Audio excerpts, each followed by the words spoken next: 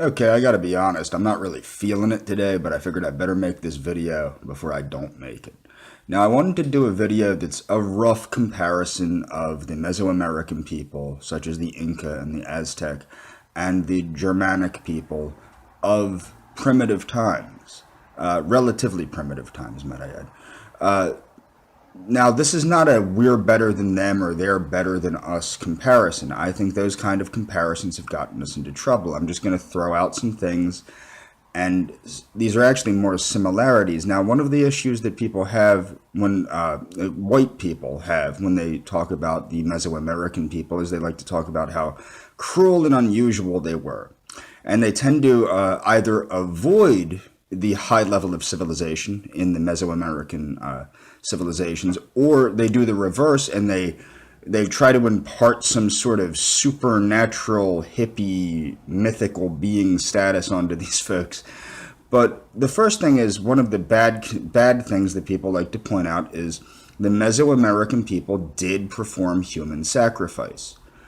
This is true also of the European people, but it is often ignored. The ancient Greeks and Romans did perform, as well as the Scandinavians, did regularly perform human sacrifice. Now, these ASATRUers, which is why I'm making this series of videos, love to have a certain arrogance about them, and what they avoid talking about is the sacrifices of Blut.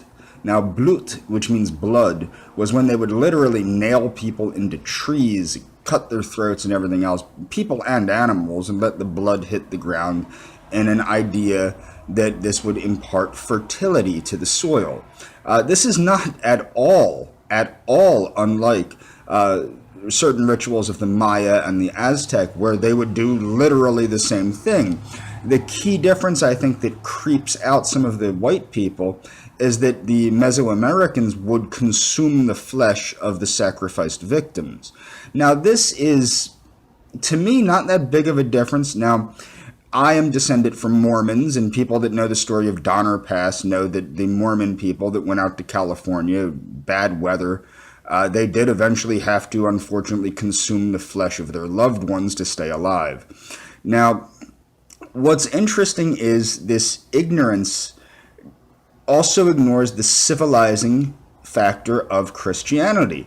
Now, Christianity, that has its own mock cannibalism in the Eucharist, was accepted feverishly by the Mesoamerican people, creating the unique cultures we see in Latin America today. Now, one of the reasons Christianity was so readily accepted, I believe, and actually it's not really a belief, it's pretty obvious, the Mesoamerican people preferred the mock sacrifice of the Eucharist to the actual sacrifice. Now, another thing that people like to point out is that the Mesoamerican people did not ever construct a wheel, okay? Now, this is funny because the people of Mexico did have a connection by canals, a series of canals. So they used boats almost as vehicles to move about. Now, the Mayan people, which were the people in like Guatemala, lived in dense rainforests. Now, in a dense rainforest, a wheel's not going to be very helpful. And then with the Incan people, obviously they lived in a very mountainous region with a lot of cliffs and rocky areas where it would not be feasible to use a wheel. Now, what's humorous is the wheel is somehow seen as this great invention of civilization. After all, they didn't invent the wheel, therefore all the mathematics and astronomy they did, as well as the brain surgery, trepidation, medicine, etc., that should all be pushed aside. Now, that's what is ridiculous regarding this. Now, I'm going to briefly touch on the idea of pantheism. Pantheism is the veneration of the impersonal universe and natural laws as divine. Okay, and what pantheism is it recognizes that deities are anthropomorphized natural forces that are put into such roles as, well, they're not put into roles. They are things like the rain, the water, the sky, They are anthropomorphized so that people can understand them. We do not need these metaphorical anthropomorphized deities anymore because we have science. Now, what's interesting is pantheism, what you'll find out, universally speaking, you look at any pantheon of deities, whether they're Hindu or Nordic or Mayan, Incan, Aztec, etc., you will see the same forces of nature turned into deities in every civilization, expressed in the unique manner of that people based on their genetic predispositions.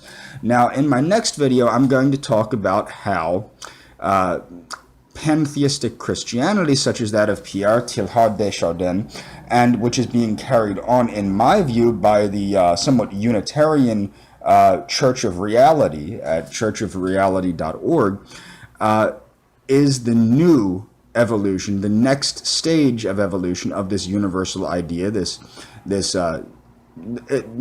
pantheistic Christianity will play the role that regular Christianity had played in previous generations, unifying the various peoples of the world. I'm not very happy with this video, but I'm not going to remake it. Like I said, I don't script these things. I don't even have to rewatch to know I'm not 100% happy with it, but I will retouch on this subject at a later date.